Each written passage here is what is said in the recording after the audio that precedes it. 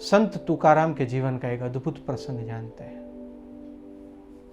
संत तुकाराम महाराष्ट्र की भूमि में जन्मे हुए असाधारण संत। उनकी त्याग वृत्ति, प्रभु स्मरण और सहनशीलता के अनेकों उदाहरण हमें देखने को पढ़ने को मिलते हैं। मित्रों, संत तुकाराम के गांव के लोगों ने तय किया कि हमें कुछ तीर्थों में जाना है और पवित्र तीर्थों में स्नान करना है, जिससे हमारे पाप धुल जाए और हमारी आध्यात्मिक यात्रा आगे बढ़ सके।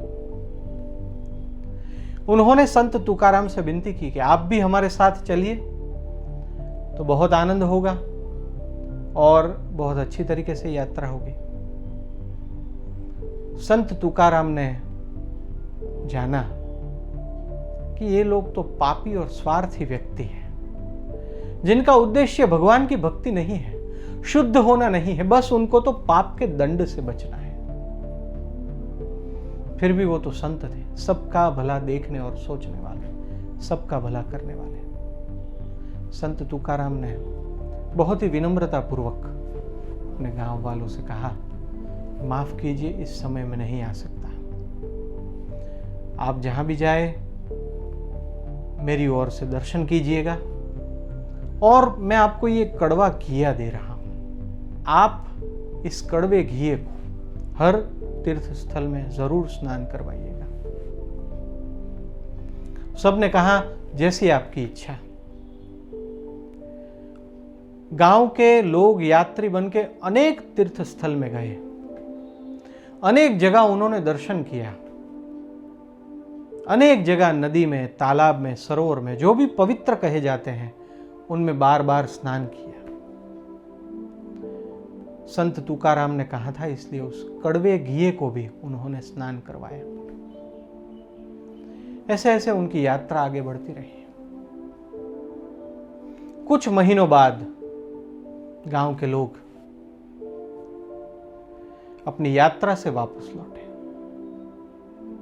संत तुकाराम ने उनका बड़ा ही हृदय से स्वागत किया और उनके सम्मान में भोजन का आयोजन किया। दूसरे दिन सभी यात्री जो यात्रा पर गए थे वो भोजन करने के लिए आए। पहले दिन उन्होंने संत तुकाराम को वो कड़वा घिया दे दिया था जो हर तीर्थ स्थलों में स्नान करके आया था। संत तुकाराम ने उस घिये में से तकरारी बनाई, सबको भोजन में पेश और सभी भोजन बहुत ही उत्तम था। लेकिन जो घिये में से बनाई हुई वस्तु थी वो सबको बहुत कड़वी लगी। सब कहने लगे, और भोजन बहुत ही उत्तम था, ये परोसने की जरूरत ही नहीं थी, हमारा तो मुंह कड़वा हो गया, हमारा स्वाद कड़वा हो गया। संत तुकाराम ने पूछा, मुझे लगता है कि आप लोगों ने मेरी बात मानी नहीं। उन लोगों ने पूछा, हमने आपकी कौन सी बात नहीं मानी?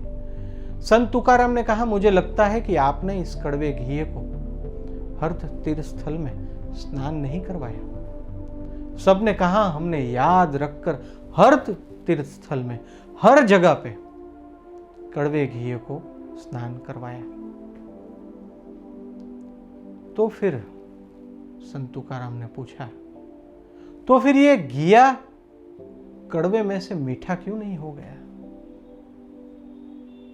सब मौन रह गए। सब समझ गए संत तुकाराम क्या कहना चाहते हैं। संत तुकाराम ने समझाया,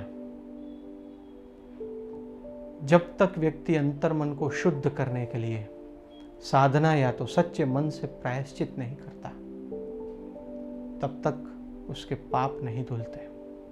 जो भी सच्चे मन से प्रायश्चित करता है उसके ही पाप धुलते हैं। और हां, जितने पाप प्रबल हो उतना प्रायश्चित भी प्रबल होना चाहिए। ये नियम है, नियम है, अटल नियम है।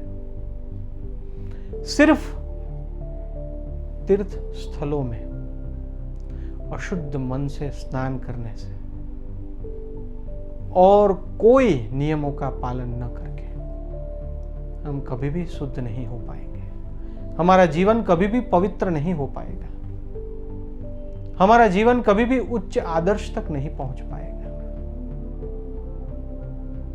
संत तुकाराम ने शास्त्रों की बातों को, शास्त्रों के मर्म को, शास्त्रों की घटनाओं को तीर्थयात्रियों को समझाया और बताया कि तीर्थ स्थलों में जाना, दर्शन करना, स्नान करना ये उत्तम बातें हैं, लेकिन ये बातें सिर्फ क्रिया के तौर पर ही की जाए और हम अन्य नियमों का पालन न करें और पाप पे पाप करते जाए, तो जैसे ये कड़वा घिया तीर्थ स्थलों में जाकर भी मीठा नहीं बना, वैसे हम में भी कोई फर्क नहीं आएगा।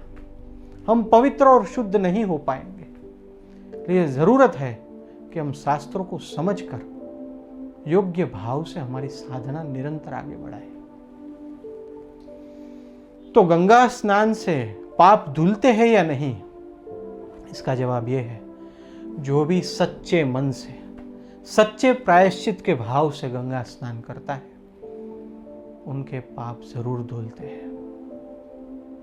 लेकिन भगवान ने यह भी कहा है, संतों और महापुरुषों ने यह भी कहा है, सच्चे मन से भावना और भक्ति होनी चाहिए। ऐसे ही जाके हम घूमने जाए, ऐसे ही पाप पर पाप करते रहे और सोचे कि यहाँ स्नान कर लूंगा और सब सफाचट हो जाएगा, तो ये नहीं होगा। ये तो और पाप हम बांधेंगे। मित्रों, मेरी आप सबसे बार बार विनती है, बार बार अनुरोध है, शास्त्र वाक्यों को हमें विवेक से समझना है। महान आत्मज्ञानी सत्पुरुष श्रीमद् राजचंद्र ने कहा था कि शास्त्रों में मार्ग बताया गया है, मर्म जीवंत सत्पुरुषों के पास रहा है। शास्त्रों का अर्थघटन अपनी अल्प बुद्धि से किए बगैर हम अगर महापुरुषों के अर्थघटन को समझे तो हो सकता है कई गुना लाभ हमें होगा जो आज तक हमें न हुआ हो।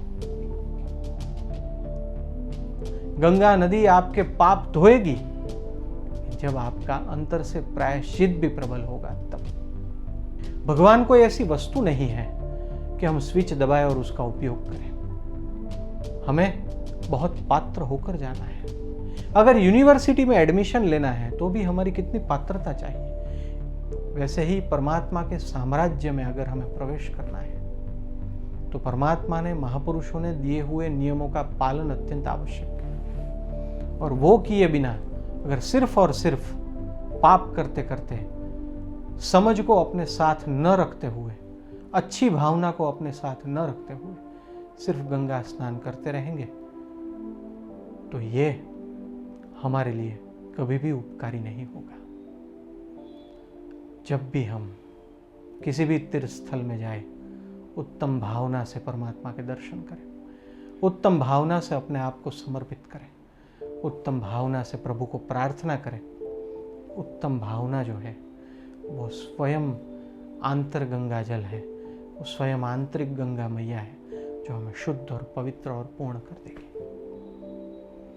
ज़रूरत है शास्त्रों के मर्म को समझें, ज़रूरत है महापुरुषों ने हमें दिए हुए वचनों को हम योग्य रूप से समझें।